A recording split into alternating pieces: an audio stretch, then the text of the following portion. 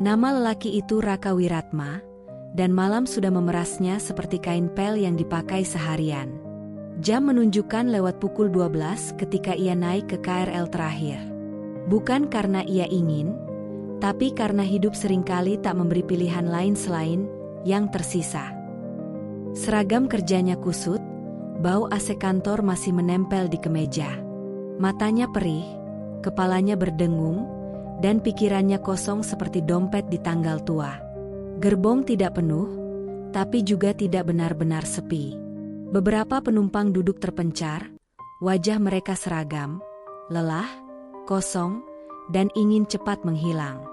Lampu neon memancarkan cahaya kehijauan yang membuat kulit semua orang terlihat seperti mayat yang belum sempat dikafani.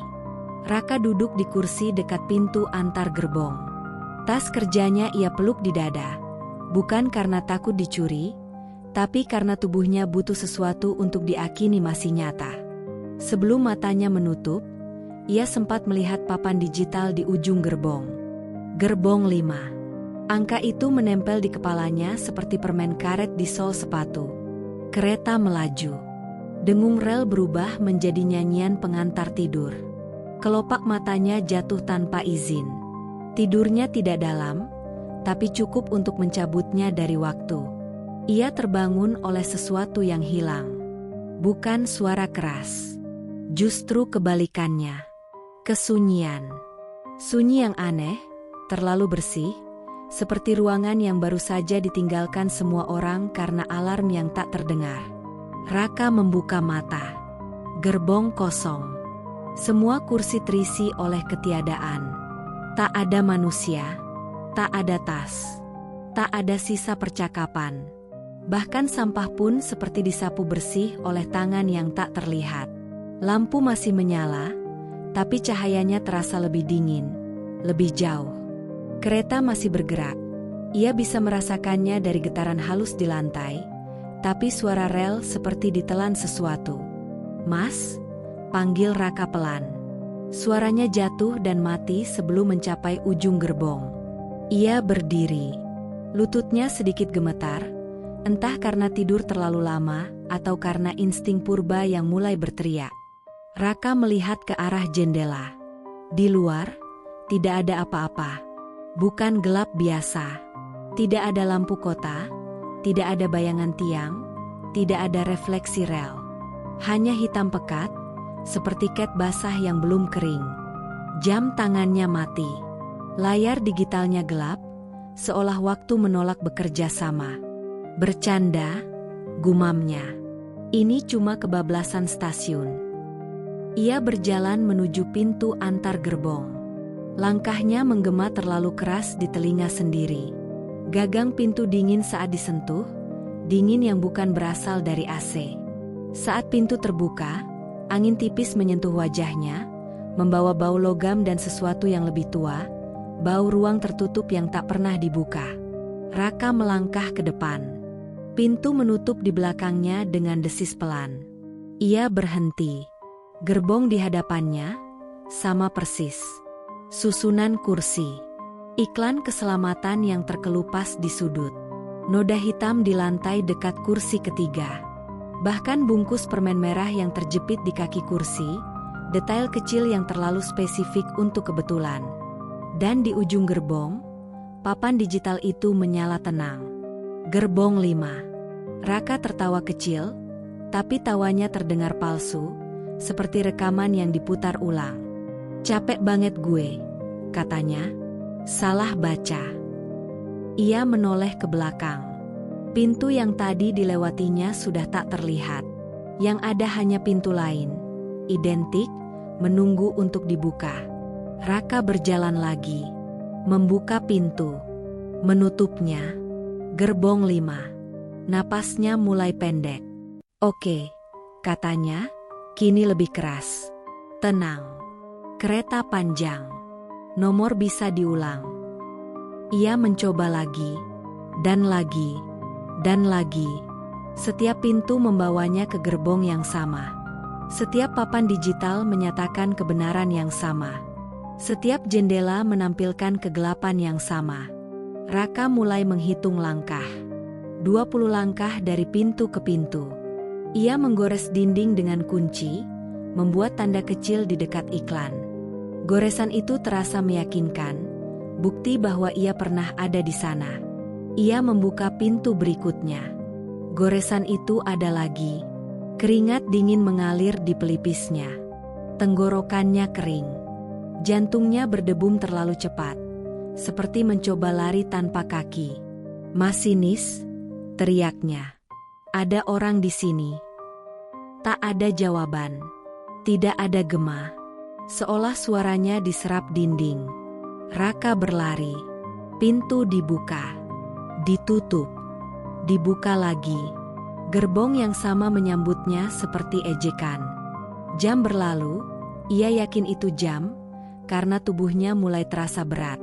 Kaki pegal. Punggung nyeri. Tapi lingkungan tak berubah sedetik pun. Lampu berkedip sesaat. Dan di sela kedipan itu, Raka melihat sesuatu yang membuat darahnya membeku. Refleksinya di kaca jendela, terlambat bergerak. Ia mengangkat tangan. Bayangan itu mengikutinya, tapi sepersekian detik lebih lambat. Saat ia berhenti, bayangan itu masih tersenyum. Raka mundur. Napasnya tersedak. "Tidak," bisiknya.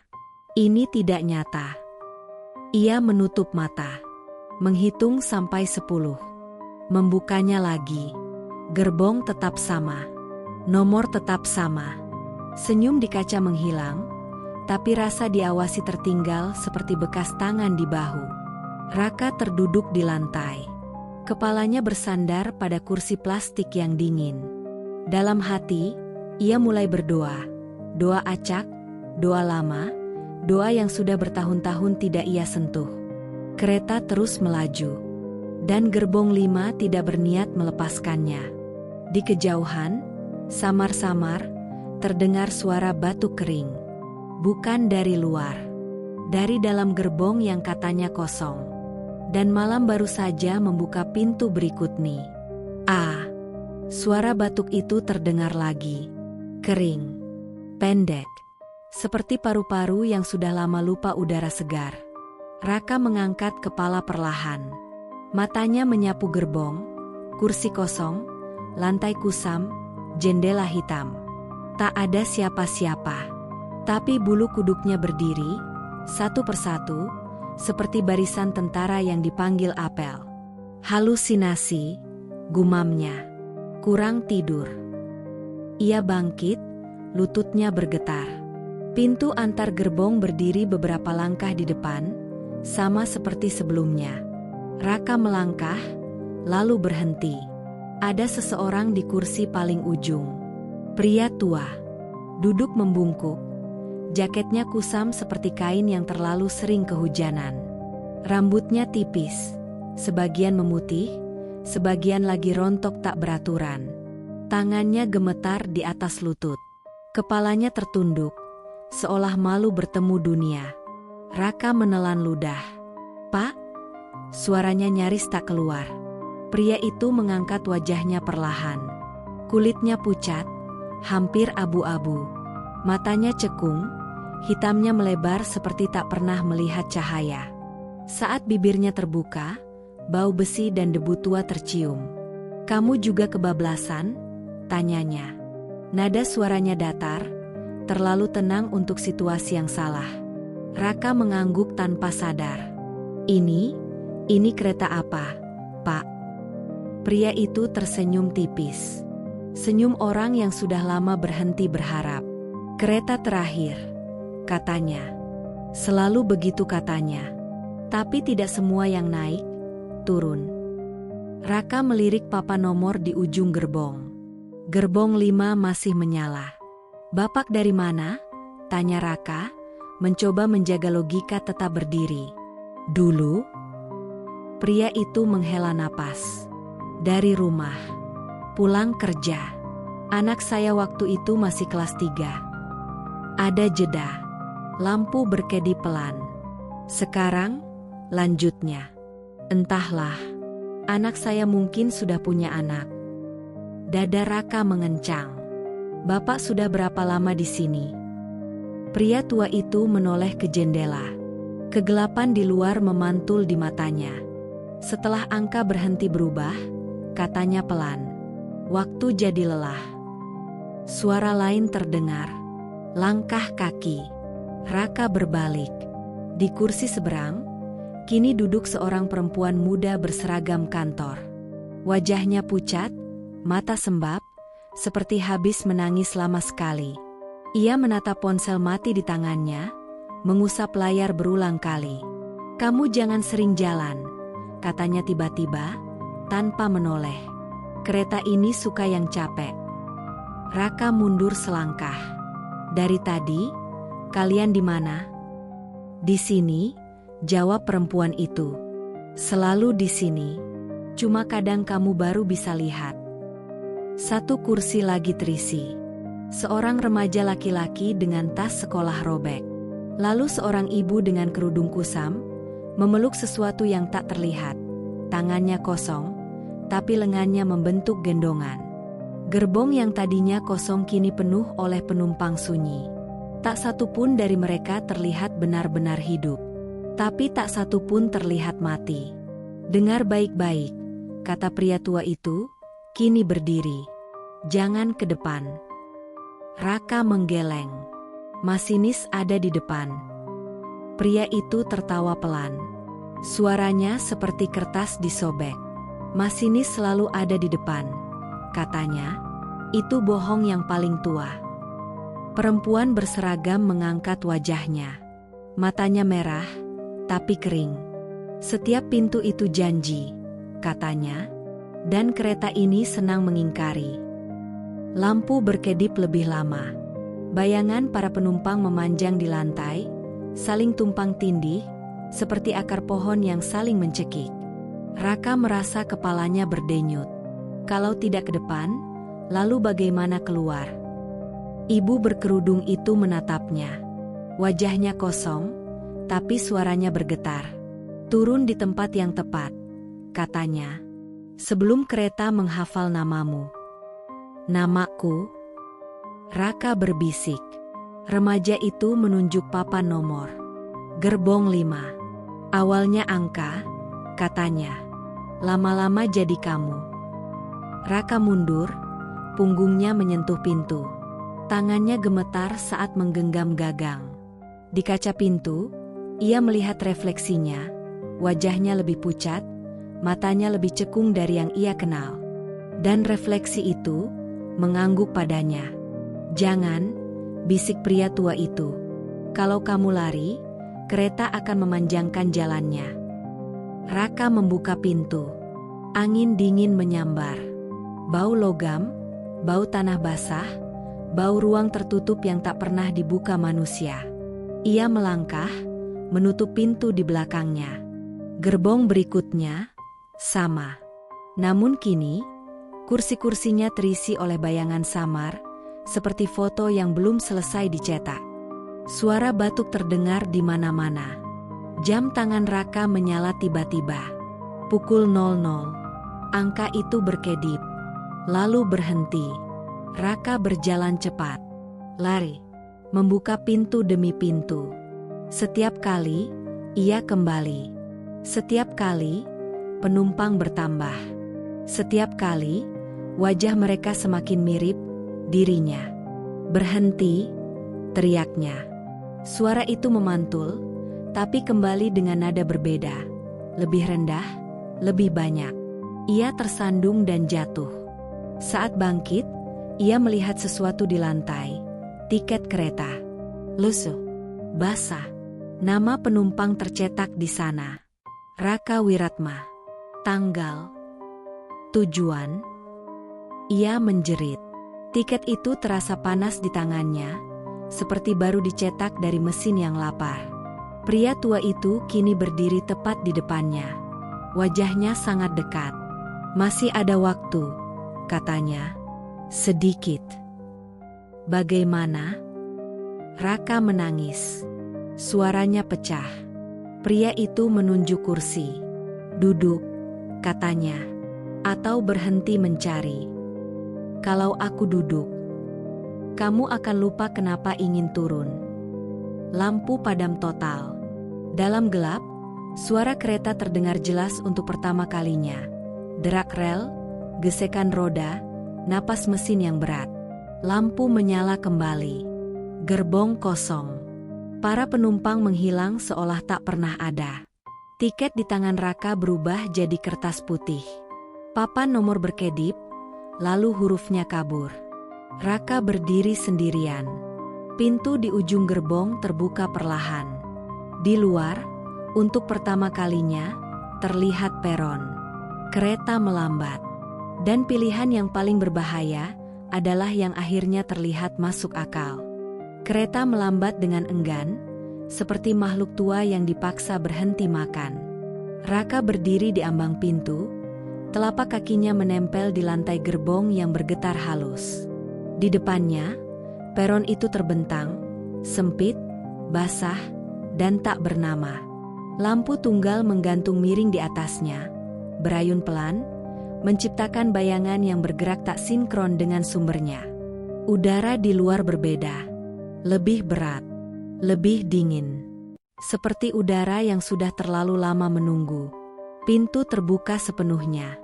Tak ada pengumuman. Tak ada suara masinis. Tak ada kondektur yang berdiri dengan wajah bosan. Hanya keheningan yang mengundang, terlalu sopan untuk dipercaya. Raka melangkah turun. Begitu telapak kakinya menyentuh beton peron, suara kereta berhenti mendadak. Tidak melaju, tidak mundur. Diam. Seolah seluruh dunia menahan napas bersamanya. Ia menoleh ke belakang. KRL itu masih ada. Rangkaian panjang dengan jendela gelap, pintu tertutup rapat. Tak ada cahaya di dalam. Papan nomor tidak terlihat dari sini. Kereta itu tampak kosong. Seperti cangkang yang sudah ditinggalkan isinya. Jangan menoleh terlalu lama. Suara itu datang dari belakang. Raka berbalik cepat. Seorang pria berdiri beberapa langkah darinya. Bukan pria tua dari gerbong. Yang ini lebih muda, mungkin seusia Raka. Rambutnya rapi, bajunya sederhana. Wajahnya biasa saja, terlalu biasa. Seperti wajah yang akan langsung dilupakan setelah berpapasan. "Kamu bisa balik," kata pria itu. "Kereta belum jalan." Raka menelan ludah. "Kamu siapa?" "Penjaga," jawabnya singkat. "Atau saksi?" Tergantung siapa yang bertanya. Raka menatap peron. Tak ada tangga. Tak ada pintu keluar. Hanya dinding beton panjang dengan bercak air dan lumut. Lampu tunggal di atas mereka berdecit pelan. "Ini stasiun apa?" tanya Raka. Pria itu tersenyum tipis. "Ini bukan stasiun. Ini jeda." "Jeda sebelum apa?" "Sebelum kamu diputuskan." Raka tertawa pendek, suara putus asa. "Diputuskan oleh siapa?" "Bukan siapa," jawab pria itu. "Oleh berapa lama kamu mau mengingat?" Kereta di belakang mereka mengeluarkan bunyi klik pelan, seperti mesin yang bersiap. Raka menoleh refleks. "Kalau aku balik naik." "Kamu lanjut," kata penjaga. "Nomornya akan menunggu." "Dan kalau aku ke depan?" Penjaga itu menunjuk dinding peron. Raka baru menyadari ada sesuatu yang terukir di sana. Peta jalur KRL. Garis-garis kusam, nama-nama stasiun pudar. Jarinya mengikuti garis itu tanpa sadar, berhenti di satu titik yang dilingkari tinta merah. Tulisan di bawahnya hampir terhapus, tapi masih terbaca. Gerbong 5. "Setiap orang punya angka," kata penjaga. "Sebagian berhenti di stasiun. Sebagian berhenti di angka." Raka merasakan sesuatu di sakunya. Ia merogoh, tiket kereta itu kembali. Kini tulisannya lebih jelas. Nama, Raka Wiratma. Tujuan, nomor 5. "Kamu capek?" lanjut penjaga. Kereta itu suka yang capek. Yang pulang tanpa benar-benar pulang. Raka menutup mata. Wajah-wajah dari gerbong muncul di pikirannya. Pria tua, perempuan berseragam, remaja dengan tas robek, ibu yang memeluk ketiadaan. Mereka semua menunggu. Duduk. Diam. Apa yang terjadi kalau aku tinggal di sini? Tanya Raka pelan. Kamu akan turun, jawab penjaga, tapi tidak kemana-mana. Raka membuka mata. Maksudmu mati? Penjaga menggeleng. Tidak. Kamu akan selesai. Kereta di belakang mereka mulai mengeluarkan dengung rendah. Lampu di peron berkedip. Waktumu sedikit, kata penjaga. Kereta tak suka menunggu keputusan yang ragu. Raka menatap dinding. Peta. Angka. Namanya sendiri tercetak rapi di tiket. Ia teringat pagi-pagi yang ia lewatkan, percakapan yang ia tunda, rumah yang ia datangi hanya untuk tidur. Ia teringat betapa sering ia pulang tanpa benar-benar hadir. Kalau aku turun sungguhan, katanya, apa harganya? Penjaga itu menatapnya lama. Untuk pertama kalinya, matanya terlihat lelah. Kamu akan lupa keretanya, katanya. Lupa angka itu. Lupa semua yang kamu lihat di sini. Dan mereka? Raka bertanya. Yang tertinggal? Mereka akan tetap menunggu penumpang berikutnya. Kereta mengeluarkan bunyi lebih keras. Pintu mulai terbuka sendiri. Raka melangkah mundur setengah langkah ke arah kereta. Lalu berhenti. Kalau aku lupa, katanya, suaranya mantap meski dadanya gemetar. Bagaimana aku tahu aku benar-benar turun? Penjaga tersenyum. Senyum sedih.